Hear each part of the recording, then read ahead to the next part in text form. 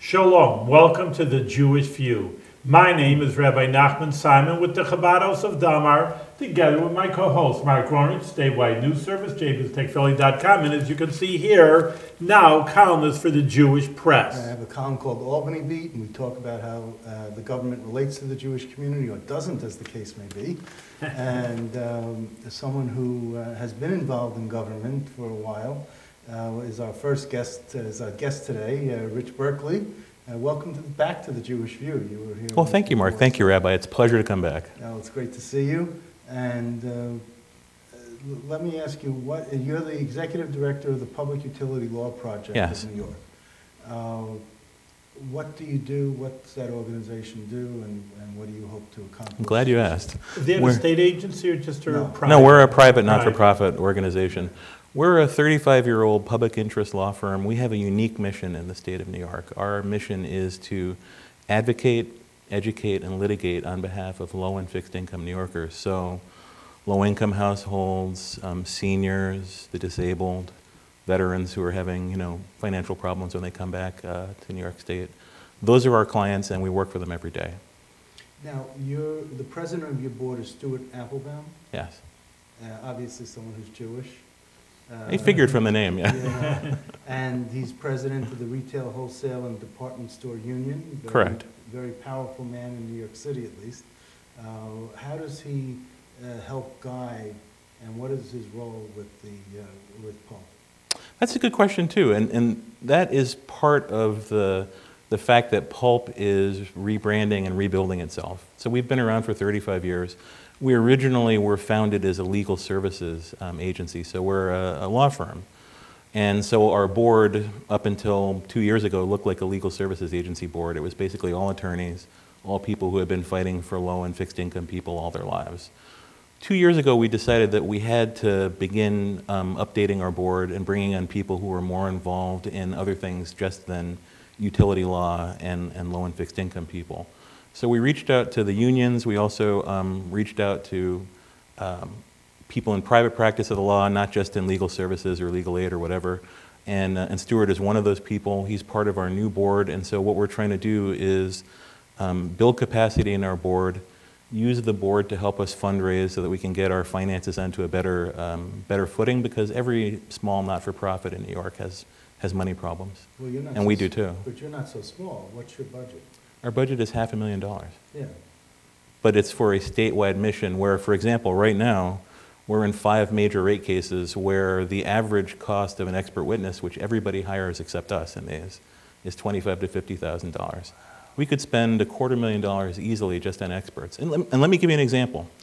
So one of the newer rate cases that we're in is the case of the Suez Water Company, which is in Rockland County. So about 10 years ago, Suez Water came to the Public Service Commission and said, the population of Rockland is exploding. It's growing so fast that they'll run out of water in 10 years. You have to let us do something. And the commission said, oh, well, okay, we can't have a part of the state run out of water. And maybe they didn't use that tone of voice, but that was the conversation. Right. And so the company went out and hired a bunch of expensive attorneys, $600 an hour or more, a bunch of consultants, and they came up with a plan, and you're going to like this because it sounds so irrational, although every step along the way was probably rational. They decided to build a desalination plant on the Hudson River, and that they would supply the water for Rockland County there. And as you know, the increase in population in Rockland was Orthodox Jews at that time period. And the idea was that Rockland would grow so quickly that they'd run out of water. Intervened the Great Recession, and so the county didn't grow as quickly as everybody thought it was going to. So suddenly you had $60 million spent on a desalination plant that, by the way, not only did they never put a shovel in the ground, they never came up with a set of plans. They never leased property for it. $60 million was spent. How do you spend $60 million if you don't do anything? Fancy consultants and attorneys. Really? Yeah. So literally all the money went to that kind of stuff. Now, in this new rate case, the company is coming back to recover the money. And not only is it asking for all the ratepayers, the citizens of Rockland County, to pay for that, it's also asking them to pay for essentially interest on the investment in the thing that was never built. So they're getting, in addition to the $60 million, they're getting a mortgage, which I think is a first not only in New York State, but on the whole East Coast, where they're going to recover for an intangible. There have been how many, this Suez water doesn't take the whole county, doesn't it? It does. Well, there was a whole bunch of small water companies. There's some small water companies. Public Service Commission's policy over the last decade has been to take all the small water companies and merge them into Like larger Spring companies. Valley Water. And I think Spring Valley still exists, Okay. but Suez is the big dog. I used to work with WRKL in Yeah. Rockland, and I used to cover the county, the PSC on these water cases. Oh. And I just remember all this Ramapo water maybe, and there used to Yeah. be all these small. So Suez has 80,000 customers, which is normally in the rest of the state, a customer is considered to be 3 people behind the meter. I think in Rockland it's probably more like 5, because there tend to be some fairly large and growing families, which is a good thing. So somewhere's around 300,000 to maybe 500,000 people are being subjected to having to pay off 60 million plus the interest on money that never built anything. Let me ask you. But Yeah. when I go through Muncie and I go through the town of Mm-hmm. Suffern, I guess, is that they're building yeshivas left and right. I mean, they're Mm-hmm. building yeshivas probably because there's children who are going to fill up the seats in the yeshivas. One hopes. One hopes. Isn't there something to be said that they need water, at least for the They do. facilities that are being built? And there was a decision that occurred just about 3 months ago. Actually, I think it was 4 months now. And when the PSC said you no longer can build this Desalination. desal plant, which is crazy in a state that gets almost 70 inches of rain a year. We don't, desalination is something you do in the desert. This is not the desert. Right. So what they're doing is they are creating a water waste reduction plan in the same way that the city of New York went to try and get rid of all the leaks because they were losing half their water every day. That's right. Suez is losing a tremendous amount of water too. And then also on what they call behind the meter improvements, the company is going to be investing a great deal of money into water efficiency inside people's houses. So low flow toilets, sinks, showers, stuff like that. So now just to bring this back to the idea of the consultants, because that's where I got into this idea of Rockland. Yes. Well, and, that's how the news is. So the company has 2 major law firms. They're going to spend millions on defending this expenditure of $60 million on something that was never built, and the ratepayers are going to pay for that. If I hire one consultant, I'm looking at $25,000, but I obviously can't hire enough consultants to overwhelm the expert testimony of all these attorneys that the company is hiring. And by the way, no one reimburses me for that. One what? No one reimburses me for hiring those. They have to come out of either less salary for my staff or less programmatic activity. Well, me. I consider myself a staff too. That's right. So, yeah, the fact that we have a budget of $500,000, which is very nice, but at the same time, it doesn't go very far. Okay, so but Stuart Applebaum has, first of all, he gives more than $500,000 to the candidates, and contributions to the union. Can't he do more for PULP individually? You got other board members, Yeah. but him himself, he could shake a few trees for you. I hope when he watches this, you'll have convinced him. Part of my job is to ask the board members to be more active. And in the past, our board members were active because they brought their 2 or 3 or 4 decades of legal experience to the board. Right, now our board members are also going to be working board members, so they're going to help us with fundraising and also contributing on their own. Let me ask you from the beginning. You need to hire a director of development. When we can. When we can. Yeah.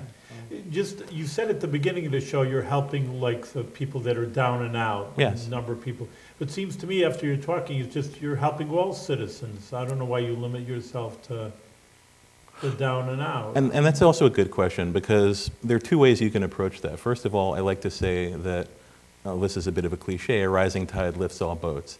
Another way to say it is the reverse of what people used to say in the 80s, which is the trickle-up theory is real. When we help the people who are at the bottom of the economic ladder, when we help seniors who are not necessarily at the bottom of the economic ladder but are living on fixed income, that helps everybody because those households are the ones that are more likely to go out and spend the money in the community, unlike people who have enough money that they're investing their money in the Panama Papers and offshore hedge funds and all that kind of stuff. So while we do, in the case of the Rockland case, no one in any of the rate cases for this company before have paid any attention to the low-income issue. And so when we asked that question at a technical hearing that was a couple weeks ago, people said to us, well, no one's ever asked that. The company has a foundation, which I'm very pleased that they have something. But the foundation is a voluntary program to help low-income members of the Rockland County community. And it helps less than 3% of the population on a voluntary basis and not with a whole lot of money. Right. So we're going to be in there asking for low and fixed income people to get some assistance from the company. among other things. So let me ask you about ESCOs, because Yes. that's a big part of what you do. What Yes. is an ESCO? And I mean, I have it here, but Yeah, why don't you yeah. tell us where. I was looking to see what you were reading. an ESCO, everything from your website is printed out here, so you should know what your website says. Oh, good, okay. Okay. So an energy service company is an ESCO.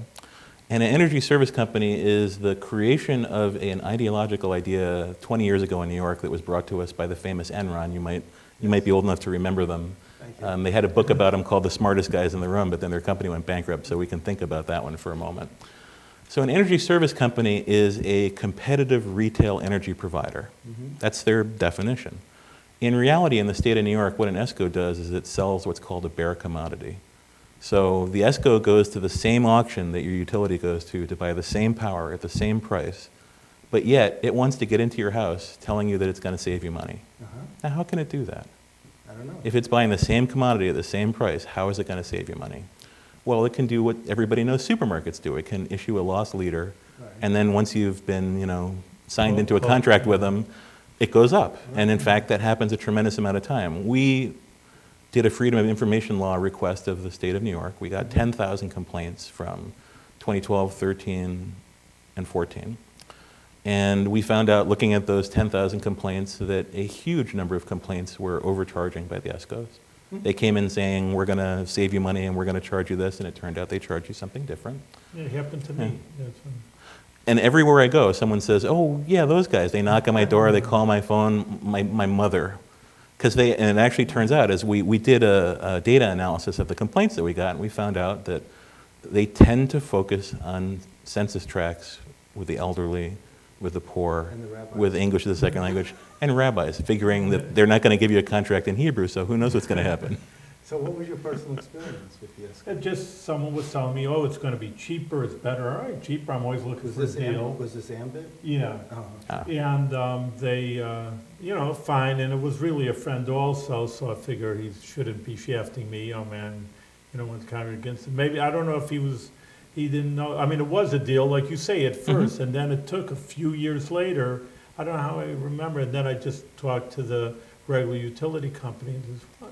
Your rate is cheaper than I'm getting here, what kind of, Very much so. Yeah. so simple as that. And I So you says, I'm back to the, switched back yeah, to sure, National I Grid? says, I just Okay. went back to the regular. You made a good choice, and AARP and PULP have been saying since February of this year, and I'll come back to why February, until the regulatory construct around the ESCOs is fixed, until the governor and the PSC's reform step that they took in late February completes its process, we advise people not to take service from ESCOs, because they're going to end up overcharging you. So what, besides Ambit Energy, what else might be an example of an ESCO?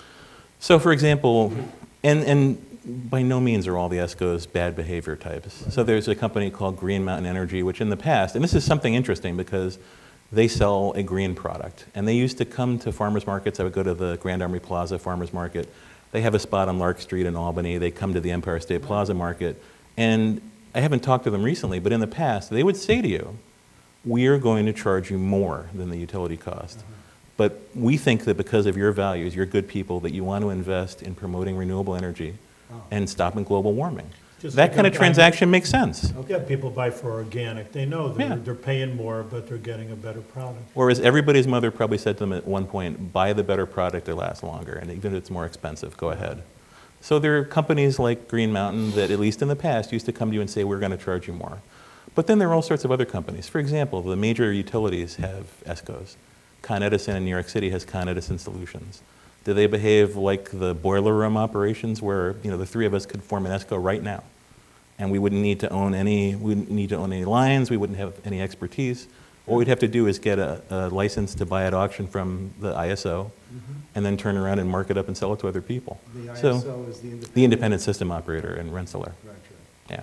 So I just, okay, so give me some, besides Green Mountain, which I think is Vermont. When I hear Green Mountain, I think of Vermont. Yeah, you're supposed to think that. But they're not. They're a New York State company? I think so, Okay. yeah.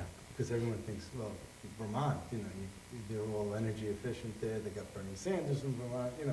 It's all these progressive. Well, they so- burn wood there, which we don't do a lot of in New York So- State.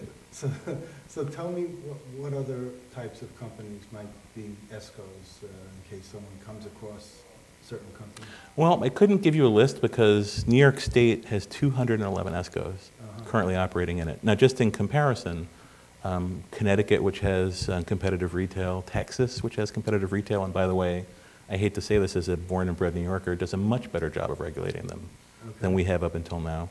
There might be 10 or 20. Yeah. So we have 211 ESCOs in New York because the bar to entry is low and because there's, quite honestly, no regulation of them. So go back to the Ambit example that you gave, Rabbi. The PSC, you might have seen in the TU an article saying PSC gets refunds from Ambit for 1 million plus in upstate New York. Now here's the thing.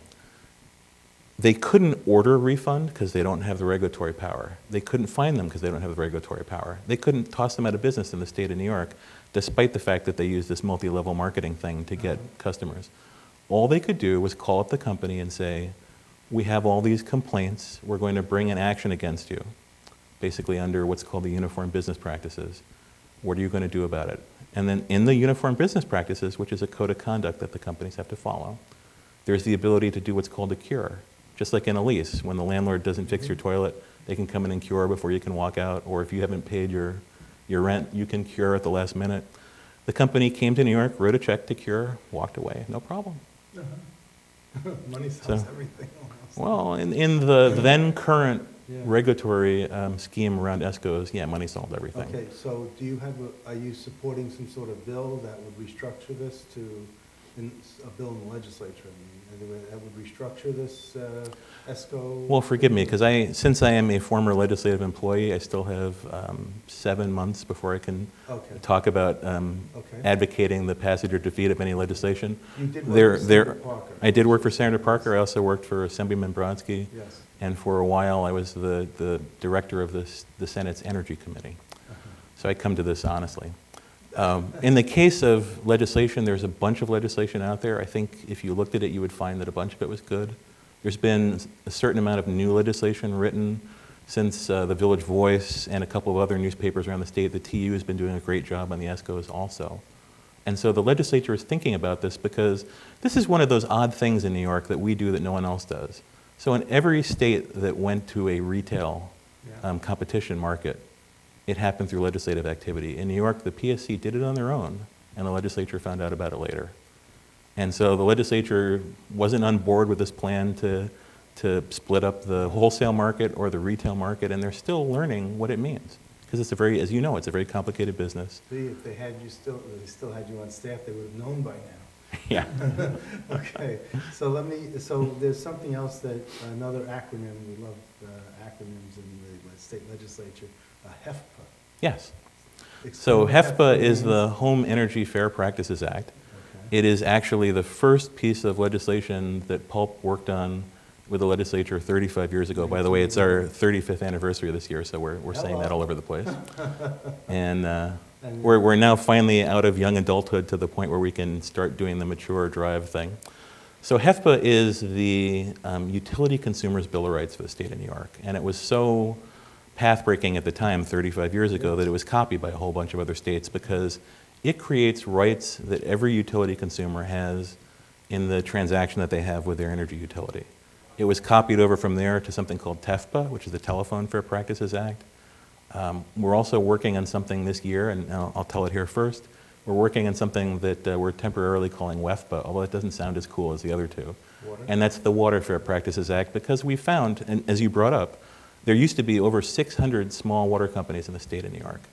State law says that you can't just close a water company. So there are actually people in towns of 5 or 6 people or hamlets where they inherited the water company from their parents and they feel trapped because they can't get rid of it.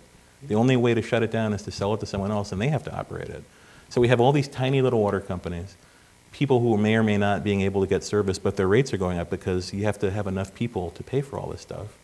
And then the protections that you have under HEFPA, which is when you get behind on your bill, the company has to offer you something called a deferred payment agreement in writing. So they have to make an offer to you to try and keep your service on. All these things don't apply in the water universe, and so we're looking into that to try and fix that this year. Okay, so you got a scoop here, Mark. No, you're the first in the state. Well, you know, I have to tell you, were you involved with the PSC at all on staff or anything? Or? I never worked for this PSC. I worked for the PSC in Wisconsin. In Wisconsin. So when did you come to New York State? What year? I came back to New York in 1999. I actually was a municipal attorney for the city of New York. So I was the city of New York's telephone, cable, and whatnot attorney. I was covering the Public Service Commission in 1981. Rosemary Pooler, Ann Mead. Oh, I don't know if people. Rosemary lives a couple blocks from me. Okay. Yeah. We'll go talk about that later Yeah, because yeah. I wanted to hook up with her. But Rosemary Pooler, Ann Mead, and there were some other folks on the staff side, like Bob Mulligan and Jerry Walsh, that, you know, I remember talking to him about this Consumer Bill of Rights. You know, certainly Rosemary Pooler is a big consumer advocate along with Ann. And it was just, you know, one of those things that you're bringing back a flood of memories from when this first broke and it was covered, and it was like, yeah, it was groundbreaking. Honestly, it was a huge accomplishment. And New York, a huge accomplishment. Yeah. The legislature, the governor, my organization have a lot to pat themselves on the back over. We've only, you know, tweaked HEFPA around the edges since 1981. In 2002, we added ESCOs into part of HEFPA, and so some of the HEFPA protections attach to them, although some do not. And then little bits around the edges trying to perfect it, because every year we find that it's more valuable. Did you remember Karen Burstein as head of the Consumer Protection Board? I never knew Karen, but I knew Sandra Sloan, and I know basically the people that I know at New York's PSC are from 1999 onward. Right, but Karen Burstein was head of the Consumer Protection Board. Oh, at the CPB. Yeah. No, I didn't know much about the CPP before Mindy Boxstein. Oh, okay. Yeah. Well, that was the end of that agency after she got through with it. Okay. And now you talk about like submetering is a big issue for you. Tell us about Submetering, to tell you all about submetering will take us forever, but so let me give you the 20-second elevator pitch. 5 sentences here, Yeah. 5 lines here, so you know, So- it shouldn't take too long. Submetering has two basic ideas driving it. One is that from a policy standpoint, the Public Service Commission, NYSERDA, that is the New York State Energy Research and Development Authority, they believe, and I should say New York State Division of Housing and Community Renewal, DHCR, all three of them have a theory that in buildings where the cost of electricity is included in your rent, that there are free riders and that there are energy pigs, and that it's unfair to the people who are being responsible in their use of energy, that they have to pay for people who are selling electricity out the window on an extension cord or have every electric thing on all the But the time. heat's on up to 80 Yeah, so they're, degrees and the idea is that if you don't pay, you don't value the, you know, the commodity or the product. And so submetering is designed to take some of the burden of that off the landlord and off the other tenants, and the landlord takes his or her master meter and then splits it out so there are individual meters in every apartment, and then you get your individual electric use for your apartment based on this submeter. Now, there are a bunch of problems with that, but let me come back to those in a second. The other piece of submetering is that it is strongly associated with gentrifying neighborhoods and breaking rent-stabilized buildings. Okay. And so what happens is when you get a submeter in your building, the landlord is required by law to lower your rent. But in the case of most of New York City, the rent is lowered by basically about $10 per room in the apartment. So a 6-room apartment will get a $60 decrease per month in the cost of their energy. However, the average electric bill for an apartment of that size in New York City is somewhere around $200 a month. So the decrease of rent by no means offsets the new bill that you get as a tenant in that building. Well, it's interesting because when my folks who lived in Brooklyn came up to Albany, they looked at my, at that time, Niagara Mohawk bill, and they said, "Since when do they bill you weekly here?" And I Yeah, said, funny. "Oh no, this is monthly." And they go, "Monthly? This is 1 week for us. Our bill is four times as much." So, you know, you will talk about submetering. You talk about, you know, electric. I mean, the electric rates are much higher down in New York City to begin with. Con Edison is the most expensive electric company in the continental United States, So, period. So do we have, does the submetering impact residences outside of New York City, or is it mainly a New York City issue? No, submetering is a multiple dwelling unit building issue. So for example, there was a submetering petition filed in Troy, I think 5 or 6 months ago. And it was near Hudson Valley Community College. There was a fairly large apartment complex. And the landlord didn't want to pay the electric bill for everybody and figured that if they submetered that they would make a lot of extra money. In New York City, it's really, as I said, it's associated with trying to get people out of rent-stabilized buildings because they can't afford the additional cost of the energy. Get them out of rent-stabilized. Because then you can go to market rate. Okay. What other issues would you like to bring up that we didn't ask yet? Wow. That gives me a lot of room. Because we missed, the last time. We only have a few more minutes left. Yeah, I know. We've got to go quick. You were here, you asked, you said to me you missed a few. Yeah. Things. So let me go through a list fairly quickly then. As I said, we're in 5 major rate cases in the state. One of them that's really interesting in New York City is National Grid New York City, formerly known as Brooklyn Union Gas, which serves Brooklyn and part of Queens. It has 2 very large Superfund sites, one in the Gowanus Canal area of Brooklyn and the other one in the Newtown Creek in Queens. So one of the interesting things about this rate case is that Newtown Creek is Starrett City? I think it's near Starrett City, but Brooklyn. it's in the middle of the Queens map, although some of the Brooklyn members like Congressman Levin have Brooklyn and also a piece of... Councilman, I'm sorry, not Congressman, thank you. I promoted him already. He's a little young for that promotion yet, but he's working in that way. But you're talking about on the Brooklyn-Queens Yes, border, exactly. basically, okay. So these 2 Superfund sites, National Grid New York City has estimated will cost somewhere around $800 million on its account to clean up. And they are asking for all that to be paid for by the ratepayers. Now, there's an argument that if that pollution had been created in the service of something that the ratepayers needed and benefited from, that they should pay for it. I mean, that's sort of basic utility law. But these are largely from what's called manufactured gas, which is when people used to dig coal and then heat it up and make natural gas out of it and then throw all the leftovers into these caves that are underground in those places. So they have these immense Superfund sites that no one living has had any benefit from the stuff that made them polluted. And the company is turning to the ratepayers and saying, you pay this, and by the way, we don't know exactly how much it's going to cost. We don't know how long we're going to put it on your bill for, but it's going to be a long time and it's going to be a lot. So we have a problem with that for a couple reasons. First, we think that there's a perverse incentive set up where the company has no reason necessarily to try and avoid buying things that it knew had these in it. Because this is not a surprise that these Superfund sites are there, but when Grid bought Keyspan, which had bought Brooklyn Union, they inherited these sites as part of the transaction. So why should the ratepayers now pay for that? So we're going to try and go after a legal theory to make sure that the company pays at least some of it, which will be, again, a major change in New York state law, because we think they need an incentive to plan their business. Not just open-ended, you mean just...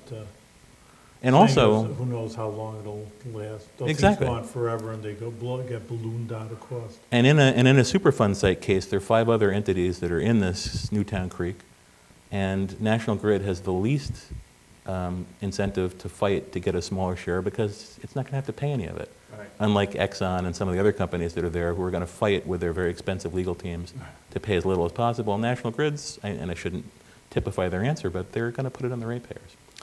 So that's one of the issues. Another one is that we're getting involved in an issue about basic service charges. And this is, if you look at your bill, you'll see that you have an energy supply component. Right. And you have an energy delivery component, and those are both fairly high. And then you have something called a basic service charge. And the basic service charge is usually, and particularly for single people in small apartments like me, it's more than my usage. Oh. And so, or it's equal, and people complain about this. The basic service charge is a way that the companies have been shifting more of the things that they should be recovering from the sale of the commodity, that is by people's usage, into an area where they have a regular amount coming in every month that they don't have to fight over with terms of how much the rate is. We think that's wrong because it's regressive. So people, again, who are trying to conserve are penalized. Seniors who live in small apartments are penalized. Low-income families who live in small circumstances are penalized. But they stay warm. Well, yeah. And we're in the Northeast, and that's a big deal. It is. But we need to do something about the basic service charge, and if you call me back in a year, I'll have a white paper for you on that, on the state of water in New York, and a lot of other things we're going to do this year. We'll have you back, definitely. I look forward to it, believe me. Listen, you always have some, thanks for coming back. You come back and and you tell us other good things that you're doing for, not only for the low citizens that need help, but I think for all citizens of New York State. So keep you going with your good work, Rich, and we'll talk to you soon over here to see Thank what you, you're up Rabbi. to. Appreciate it. Continued success. Yes, thank you.